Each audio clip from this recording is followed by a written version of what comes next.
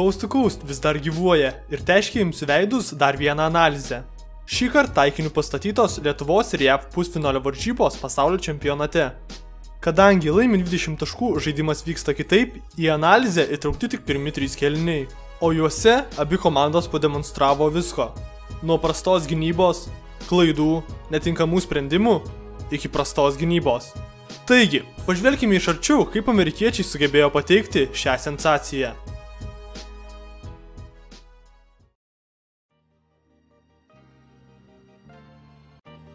Lietuvai varžybos prasidėjo tikrai blogai.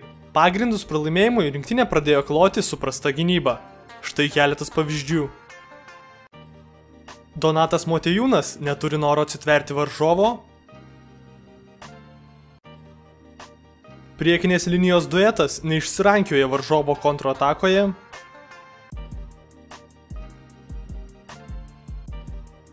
Seibutis ir Motiejūnas palieka geriausią kovotoją dėl kamuolių visiškai laisvą po krepšiu.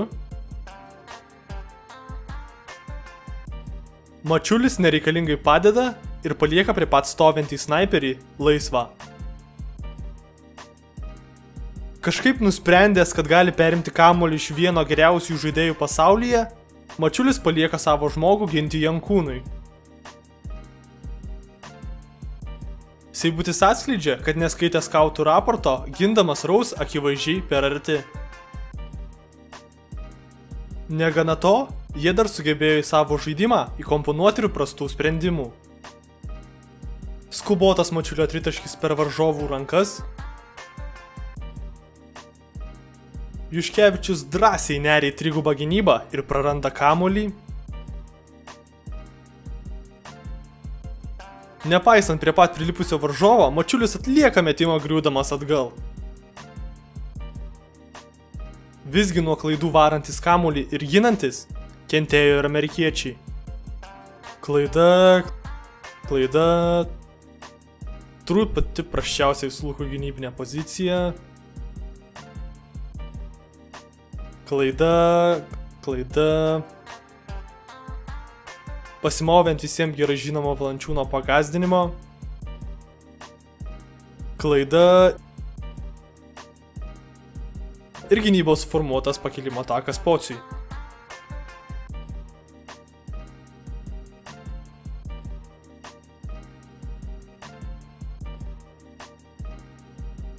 Antrasis kėlinys, bent jau gynybos atžvilgiu, buvo kitoks.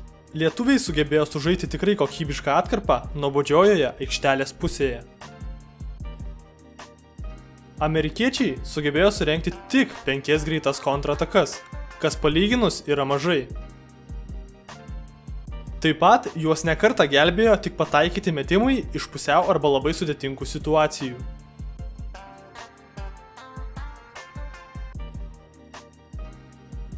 Tokia gynyba turėjo leisti lietuviams susikrauti bent minimalę persvarą, bet pasirodo, tik gintis neužtenka. Puolimas užstrigo kaip plaukų kamuolys katės gerklėje. Prie anksčiau minėtų klaidų ir prastų sprendimų prisidėjo ir neišnaudotos progos.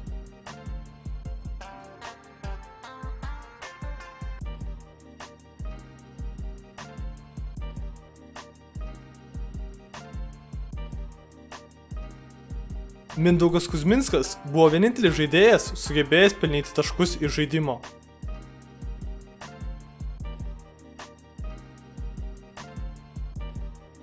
Trečiame kėlinyje buvome tiesiog išplauti iš aikštelės, bet neverta manyti, kad tai tik amerikiečių nuopelnas. Žinoma, jie pademonstravo nemažai puikios gynybos pavyzdžių.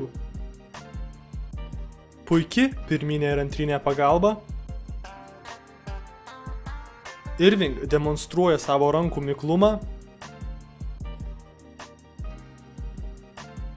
Ir Thompson sugeba blokuoti Pocių, net ir būdamas jam už nugaros. Tačiau, pamačius, ką gynyboje išdarinėjo rinktinė, galima ir suabejoti, ar jie žinojo prieš ką žaidžia. Mačiulis visiškai nepasiruošęs ginti paprasčiausios užtvaros.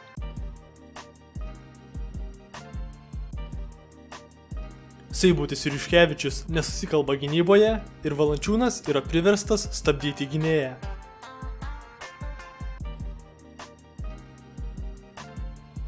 Mačiulis ir vėl bando perimti kamuolį.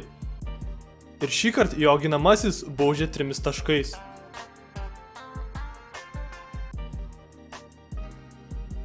Seibutis nusprendžia eiti kovoti dėl kamuolio ir palikti arčiausiai Lietuvos lanko esantį varžovą visiškai laisvą. Ir volia! Minus 14 taškų per 3,5 minutės. Prastas žaidėjų judėjimas ir krūva prarastų kamuolių leido išsiveržti greitų kontratakų upiai. Pagal neoficialią statistiką, amerikiečiai surinkė 14 greitų išpuolių, iš kurių net 11 baigėsi išprovokuota pražanga arba taikliu metimu.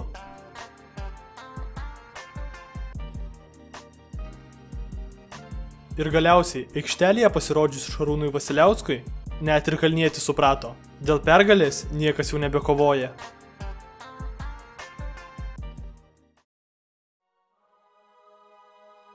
Knisti jums proto, čia niekas nesiruošė. Lietuva buvo silpnesnė komanda ir šansų pakovoti dėl pergalės beveik neturėjo. Vis dėlto, galutinis skirtumas galėjo būti ir žymiai menkesnis. Visi kalbėjo apie nepataikytus metimus ir klaidas, bet akivaizdu, kad labiausiai kentėjome dėl gynybos. Galima tik spėti, kad rinktinė į šias varžybas per daug rimtai nežiūrėjo ir jau pusė smegenų pusrutulio galvojo apie bronzinį finalą. Ir remiantis asmeninę nuomonę, būtent šiose varžybose komentarai apie kovingumą buvo neužtarnauti.